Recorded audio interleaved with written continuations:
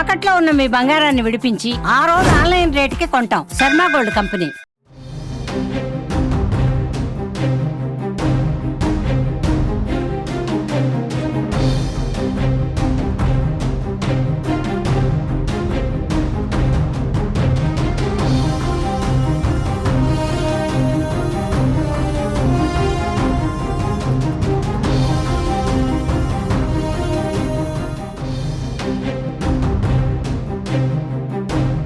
Formula ఈ car race వ్యవహారంలో మాజీ మంత్రి కేటీఆర్ పిటిషన్ పైన తెలంగాణ హైకోర్టులో విచారణ జరిగింది. తనపై ఏసీబీ నమోదు చేసిన కేసును కొట్టివేయాలంటూ కేటీఆర్ దాఖలు చేసిన క్వాష్ పిటిషన్ పైన విచారణ ముగిసింది.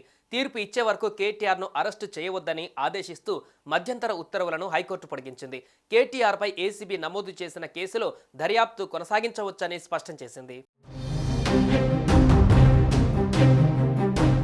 ఏసీబీ తరపున అడ్వకేట్ జనరల్ సుదర్శన్ రెడ్డి వాదనలు వినిపించారు. ఫార్ములా ఈ రేస్ వ్యవహారంలో ఒప్పందం జరగకముందే చెల్లింపులు చేశారని ఆయన కోర్టుకు తెలిపారు.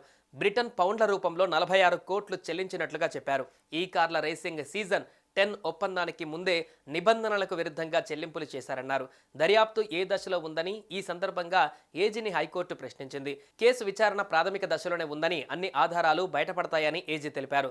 ఇప్పటికే ఫిర్యాదుదారు దానకిషోర్ స్టేట్మెంట్ సేకరించినట్లు కోర్టుకు తెలిపారు.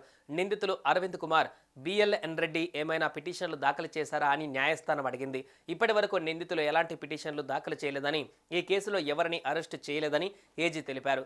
గవర్నర్ అనుమతి తర్వాతే ఎఫ్ఐఆర్ నమోదు చేశామని ధర్మాసనానికి ఏజీ తెలిపారు.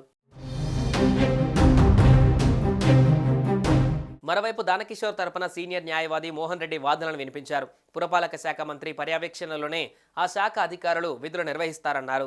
రేసింగ్కు సంబంధించిన చెల్లింపుల ఫైల్ పైన అప్పటి పురపాలక శాఖ మంత్రి కేటీఆర్ ఆమోదించారని కోర్టుకు తెలిపారు. రేసింగ్ వ్యవహారంలో అన్ని రకాల నిబంధనలను ఉల్లంఘించారని కోర్టు దృష్టికి తీసుకువెళ్లారు. ఇరువైపుల వాదనలు ముగియగా కేటీఆర్ పిటిషన్ పైన తీర్పును హైకోర్టు రిజర్వ్ చేసింది. తీర్పు ఇచ్చే వరకు అరెస్టు చేయవద్దని మధ్యంతర ఉత్తర్వులు పొడిగించింది.